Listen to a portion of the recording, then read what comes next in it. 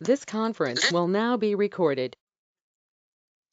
Welcome back to Live Talk with Dr. B. Hill. As always, we have some live discussions that are always interesting. So, Dr. B, we are going to join Dr. Doug Smith, Josh, and Travis today.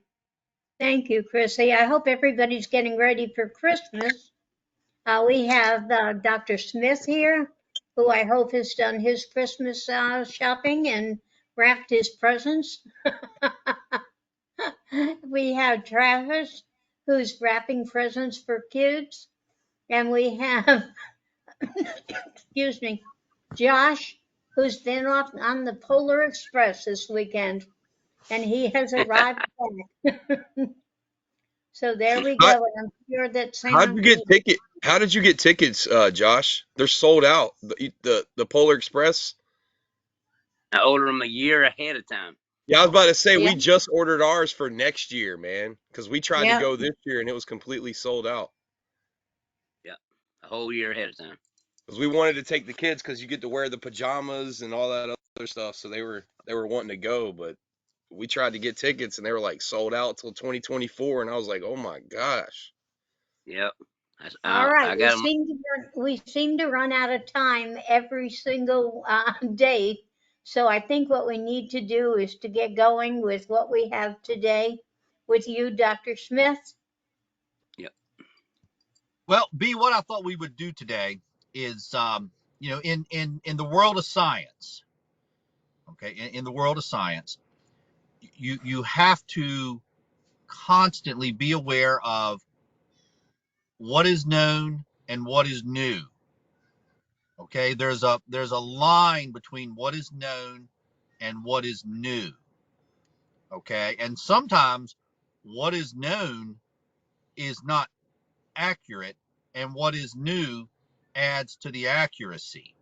Sometimes what is known is more than inaccurate. It's false. And sometimes those falsehoods derive not from science, but from people. Science rarely gives you falsehoods, but people will give you falsehoods all the time. Okay. And what I thought we would do is it is widely believed that opioid withdrawal is from a dysfunction in the brain. And since it's a dysfunction in the brain, well, the brain can't hurt you. Okay, the brain cannot harm your body. And so therefore, since it's a dysfunction in the brain, and since the brain can't hurt you, it is currently, at the time of this podcast, it is widely believed that opioid withdrawal is not a dangerous situation. We believe that the scientific evidence showed otherwise. We believe that the experts are frankly wrong. And we set out to prove that the experts were wrong. And that is where Travis stepped forward.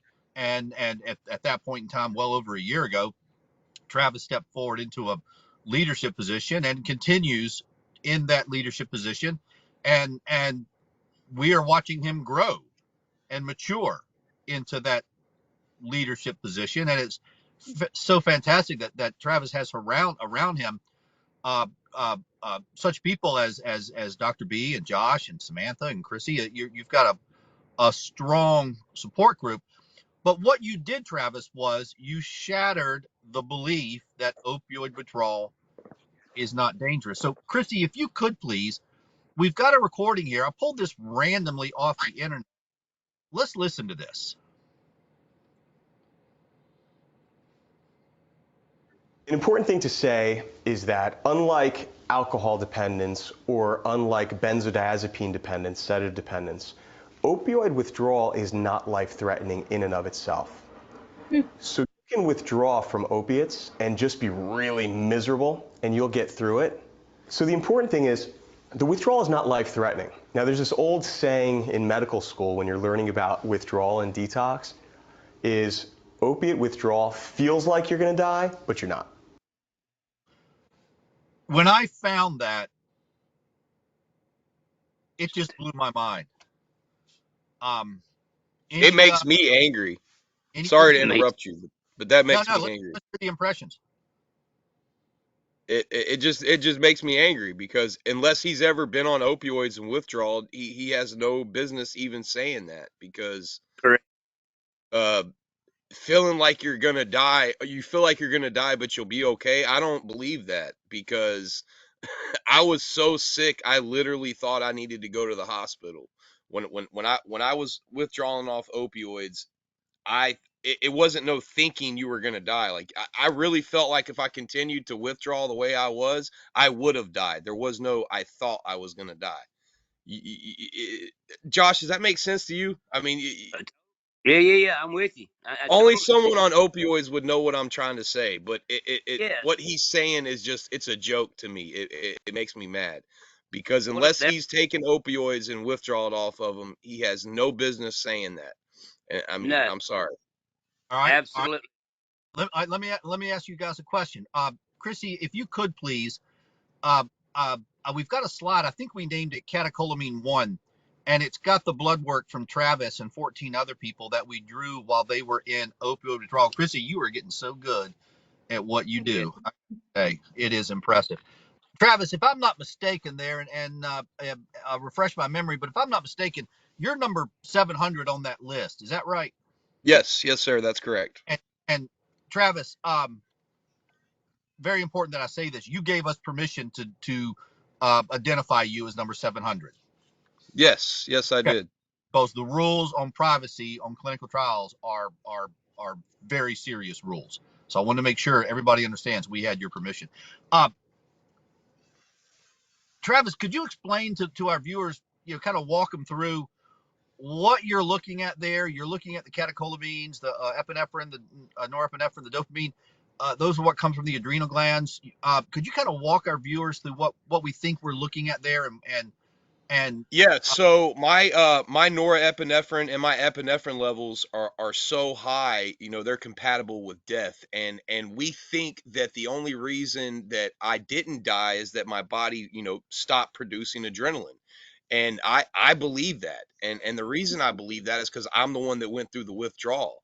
And, on that third day, I didn't think I was gonna make it. I knew I wouldn't have made it another day because I was to the point where if I didn't die by myself, I was wanting to pretty much end it myself because the pain, I couldn't endure it anymore. Like, I mean, it was just, I was that sick. I couldn't endure the sickness any longer.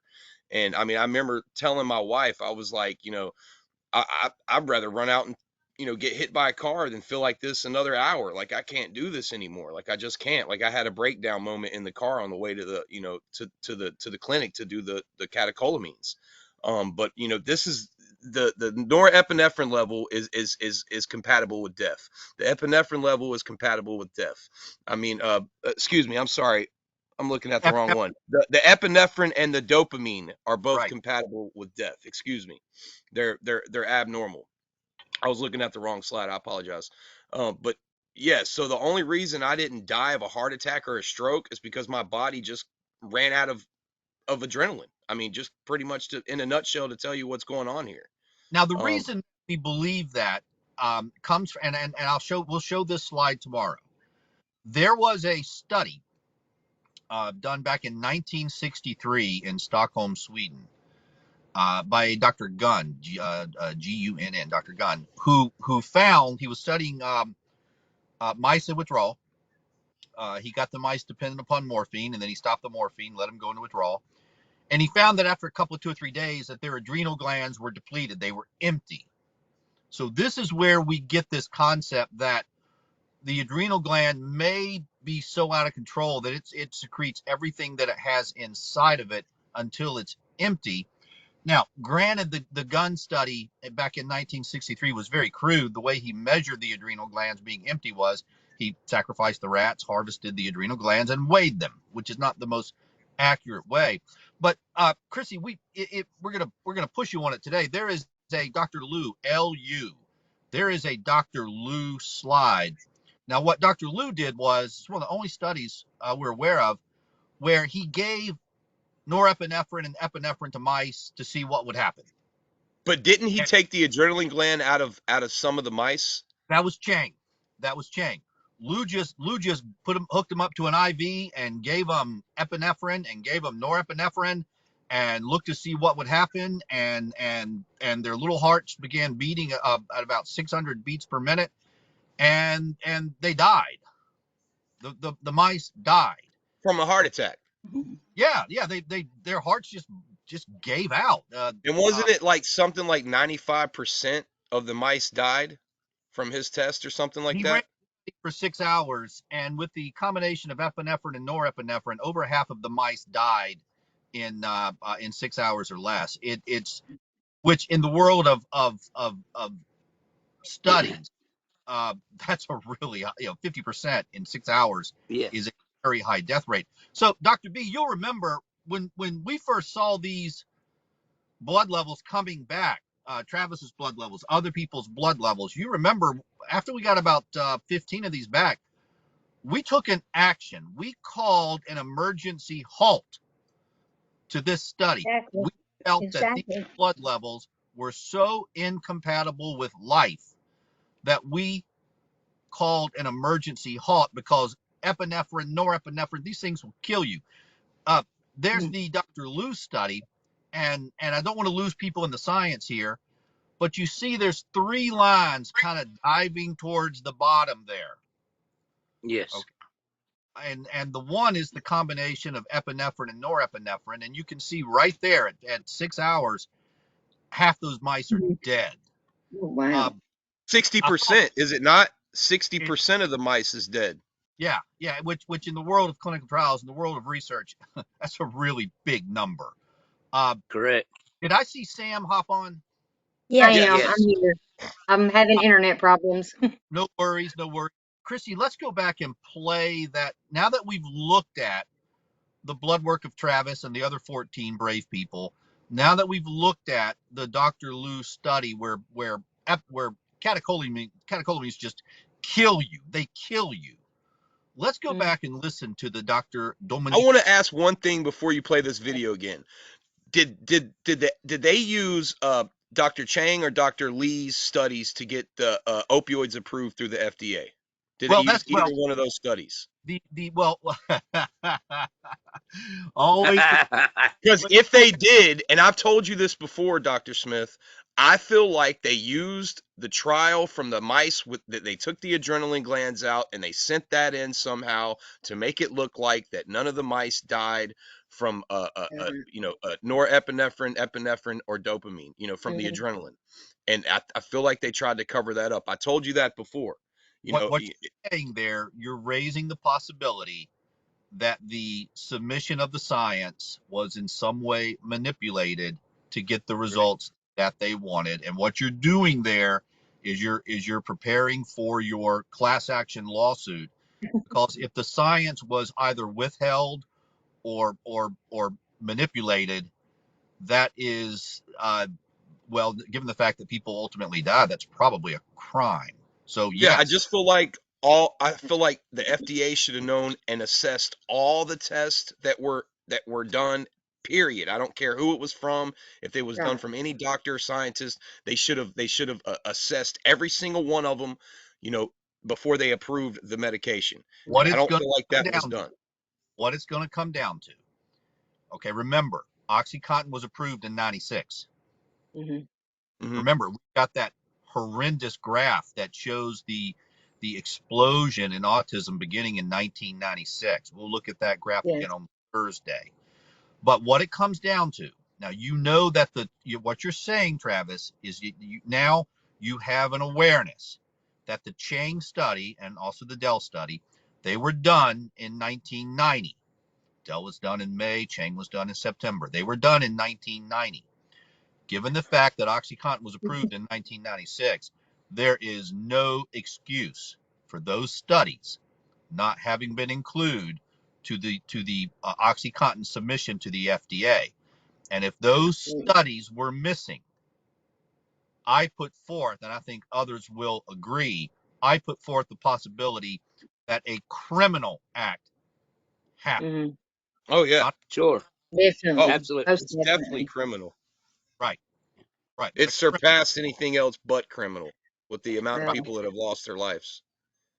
Right. Now, this whole thing going on this past week, you guys might have seen it with the Supreme Court and the OxyContin, the Purdue people, and the Supreme Court is going to give a ruling on whether or not they're going to let the bankruptcy ruling stand and basically allow the Sacklers, what's left of the Sackler family, to escape to Europe with $5 million. We don't have a ruling on that yet. But remember, 5 million or 5 billion? billion. If I said million, I apologize. Thank you. Yeah, I was about to say it should be 5 billion, but they were worth 11, but they just paid out that that one settlement that they just had to pay out. I can't remember the name of it, but you know, I read a guy the other day I thought was really smart. He's like, that's like a bank robber heading out the front of the bank with all their money and turning around and going, here, I'll give you this half of it if you let me go with the other half. yeah, Right. that's exactly what it sounds like. Anyway, Right, Dr. Doug. but tomorrow let's look at the Dell and Chang studies because, and Travis, I know they are of enormous interest to you because they are probably going to be tied up in the class action lawsuit. Now, Sam, Mhm. will this impact are the children going to be part of this class action lawsuit, and will this impact the children? I think it's a little early to say, Sam. Well, here's my thing. I had not even really thought about these studies much until I just learned this today because I did not know that they done these studies in 1990. And if I had already known that or already looked that up, then I think it would have impacted my decision a lot more than before today. But I absolutely think I was shocked. That just shocked me today that those studies were done in 1990 before it was even approved. Well, Sam, So I'm kind of anxious to see that too, if it's a part of it. we're gonna blow your mind tomorrow, Sam, because when we look at Imagine. tomorrow we will look at the Dell study, and when you get past the science and get past the big word, get past and you get down to the kernel of truth that is in that study, Yeah. I hate to say it, but there's a possibility your anger level is going to go even higher. Oh, Oh, yeah. it will. They'll I know it understand. will. Out of the just from the other stuff that I've read already, it did. So I'm sure it will. All right, now, but before I want to play Sportelli again, but before we do, I want to hear from the deacon. All right, Josh, Sure. why would Uh-oh. people, the Dell study probably should have prevented OxyContin from being approved? Correct. Why would people bury and hide the Dell study? What's the answer there?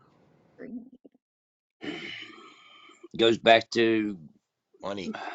it goes back to greed, Dr. Yeah. Doug. It goes back to manipulation, and it's all in the Bible. I was just reading Jude just before I come on, and talks about truth breakers, talks about people that do ungodly acts for their fleshly desires, and their fleshly desires is money and greed to profit, to move them to a higher echelon, I guess you would say. And me and probably Travis, well, even y'all, Dr. Doug and Dr. Hill, if you don't make X amount of money, we're in a poverty level. And even I work now, but I've worked every day of my adult life, and it's just the way they categorize everything, but it's greed, Dr. Doug. I told you, it's greed, it's wickedness, it's ungodliness. It's exactly what my Bible tells me is was going to happen, has happened, and there's no other way around it. That's the way I see it. So, Josh, you're not surprised that an act of greed brought on such consequences? Absolutely not, because they have no conscience. They don't worry about that. They're not worrying about Brother Travis, Miss Samantha, myself, people that is below the dirt now. They don't. They didn't care. I mean, honestly, as like the clinical trials with these animals. Unfortunately, we know some of them. If they'll be in heaven, only God knows that. But as far as I'm concerned, we have souls. God breathed in our nostrils, and but whatever. but these people are corrupt. They want to do whatever they have to do to make that money. And like Travis made a good, well, he said a minute ago, they manipulated science. I believe, as first time I've heard you say that, Travis, and it makes total sense to me. They didn't use all science; they manipulated it. And somebody had to push it through. They knew that it was wrong. They knew that it had side effects. They knew that it was detrimental to the human population. And they pushed it through. Even You know what's amazing, Josh? I mean, The more we push forward, and the more Travis and Sam learn, the more almost understanding. the more Josh gets to say, I knew it. Right, I knew right, it. right. It's almost like that. Watch. I get it. Yeah, He didn't have to say it without it being on his face. I feel like there's almost that this almost could have been predicted, that you give people the opportunity to lie and make money, and they will lie and make money. And Josh, you're not surprised by that. no, not at all. Not at all, because this Bible I was literally, the one I read from 1611. I mean, hey, it's 2023.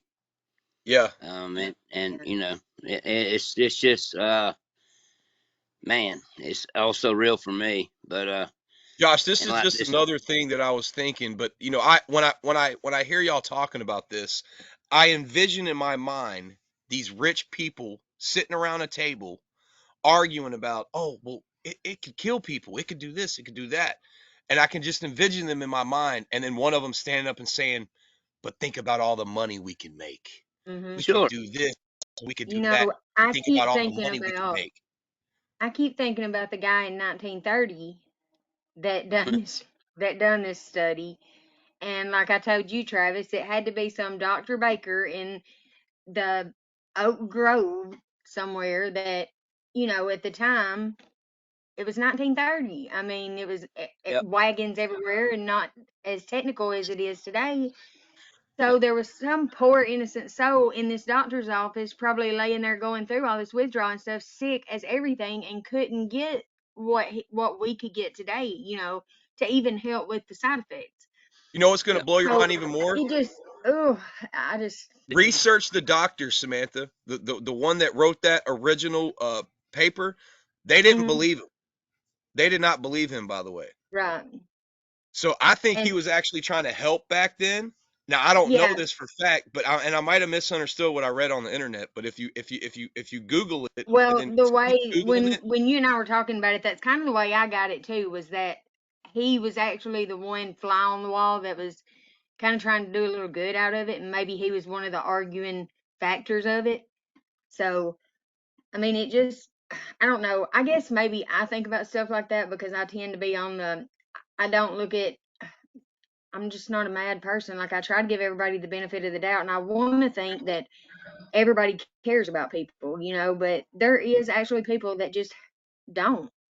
People does not care about other people. yeah, Whether I unfortunately, do or not, there's most evil people in this don't. world. I've just never had to deal with have to so have much money. greed until my dad passed. And when he passed, y'all, his sisters and brothers come in like Yep, lightning and took his will and had me in court within a week and yep, saying that his will wasn't real.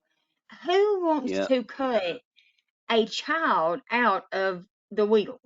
I mean, who don't sure, want that kid to have whatever their parents wanted them to have? But do you know this has been going on for 3.5 years now? And I still have yet to go get my stuff out of my daddy's house because they have prolonged it this long. I mean, all crazy. because of money. So all it is Yeah, greed. So I mean, it's just like this greed stacks on top of that. So it's kind of like I'm dealing with more greed over the last year and a half than I've ever seen in my whole life. I'm So sorry it you're is going just through that, Sam. it's so odd yep, to me that people are really like that, and what I've went through with them makes me understand that the way they have done, I can get that anybody will be anyway. I mean, because they have done it, and for them to be family and blood, if they can do that, then why wouldn't a stranger? I Hey mean, Sam, it's awful, Absolutely. I want to tell but you something that helped me understand what you're mm, going through right now because I've actually been through something similar because I have a mm, greedy side of my family as well. yeah, Um, I had to really believe this and actually listen to myself when I said it, but it helped me just move on with my life and not be so I, mad about that's it. what I've But done. I had to Mhm, learn that money has no friends and money has no family. absolutely, So money doesn't care who it absolutely. hurts. And Hmm. people when it comes to money, sometimes they're willing to do and hurt anybody to get to And that they money. have, and they did, and so be it. I mean, And I'm I've come to terms that if they done right, then fine, I'll pay for it when I die. But if whatever they've done wrong, they're eventually gonna have to pay for it. I probably won't ever see it, but I know that they'll have to pay for it one of these days. So You're right. I couldn't stress myself out about it anymore because it was just really weighing me down. I mean, that was family. Why would Yeah. they do that? But it happens, and there's a lot of other people out there that unfortunately goes through the same thing, not necessarily with Will or whatever, but that has family like that, and That's why they have the it's saying, good guys finish last, crazy. because the people that always do things the right way, they might not Mhm. be a billionaire, but the people that are willing to do anything to get to that money, and that means Mhm. anything by any means necessary, Right, they're the right. ones that become the They billionaires and are the pure millionaires. evil. They are pure evil. Can Unfortunately, we that's just the listen way it is. can That's we not always listen the to case, though. But Uh-huh. Dominic Sportinelli one more time? Yeah. Listen to this mess. Yeah. Chrissy, will you play it? yeah, listen to this, Sam. This is crazy. An important Okay. thing to say is that unlike alcohol dependence or unlike benzodiazepine dependence, sedative dependence, opioid withdrawal is not life-threatening in and of itself. So you can He was withdraw talking from about opiates Xanax. and just be really miserable and you'll get through it. So the important thing is the withdrawal is not life-threatening. Now there's this old saying in medical school when you're learning about withdrawal and detox is opiate withdrawal feels like you're going to die, but you're not.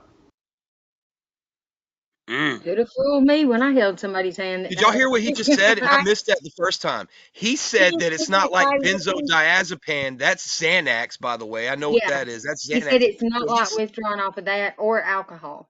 you can have a seizure coming off of that, but you can have a seizure coming off of Right. opioids too. I've seen that. Right. I've seen someone do it myself. I've seen someone have a seizure. Absolutely. I've seen That Did you somebody see in how that? withdrawals that had a seizure. that is But so did you see crazy. how he looked at the guy he's talking to? Looked at him. Yeah. He Yeah, looked at Yeah, him real like weird. really? Yeah. Yeah, like I'm sorry, but I don't believe you. I think yeah, that Yeah. doesn't make any sense. he missed that planned out part about where we were going to put that in there. Yep, Probably. yep. And What you like I guys are said, listening to is what everybody out there believes, that it you're right. won't hurt you. And this is where Travis stepped forward and proved them all wrong. Right. Now we're at a point where we're asking for the world to recognize our science, and Right. in return, I am now what am I? I'm a cult leader. I'm a slick salesman. Well, I'm a con here's the artist. thing about that. We could easily just say that as far as cult leader brainwashing and all that, I say that the pharmaceutical company was the one that brainwashed me because they made me believe that I wasn't going to get Yeah, hurt from this. they're the cult leaders. They're They're the the ones brainwashers. that I agree. brainwashed me to believe it was okay to do this and okay to take this. So They did now it that to I the have entire finally, world, Sam. now it only takes one little turn of events for one person to notice that simple little thing that's off about it, to tell somebody else and for that person to say, oh my God, why did I fall for that? So that's what's happened here. And I feel like when we start telling other people, how could, do you not see this? Then I feel like it's going to kind of go the other way instead of, you know, cult leader. Yeah. Yeah. Hey, I'm not trying to bring I this mean, up, but they that's just tried to how I do the feel about same it. thing. They tried to do the same thing to the world not too long ago with genetics. But everybody knows that if someone Yeah. dug up my body and dug up Miss B's body 700 Right. years from now, the only way they could tell that she's a female and I'm a male is by her pelvic bone. That's the Right. one bone in the body that will differentiate, her from being a female and me being a Yep. male. And they tried to tell us that everybody was the same. I'm not going to get into that, but it's the same concept of what they were doing with that and Yeah. what they're doing with these opioids. They're trying to tell Yeah. everybody that they're safe. Oh, it's not. And now when they've realized it's not, oh, now it's Dr. Smith's fault and it's Samantha's fault and it's Josh's fault and it's Travis's fault because Well, you guys hey. abused the medicine. And Dr. B, you prescribe. I'm just using you as an example. Just this is hypothetically speaking. But you prescribe too much, so it's your fault. You need to go to prison. And Josh, you need to go to rehab because you're abusing the medicine. It's your fault. And that's what they're doing. It's Yeah, blame game absolutely. on everybody else. And that's not right. It's always somebody No, it's else's fault. totally wrong. They're never going to Totally take the blame wrong, dude. themselves until they're made to. Yeah, my blood pressure went up a little bit. I'm Well, sorry. mine did too. I started sweating all of a sudden when I started talking about that. It went up. Went up But a I'm little gonna bit. give you say the deacon.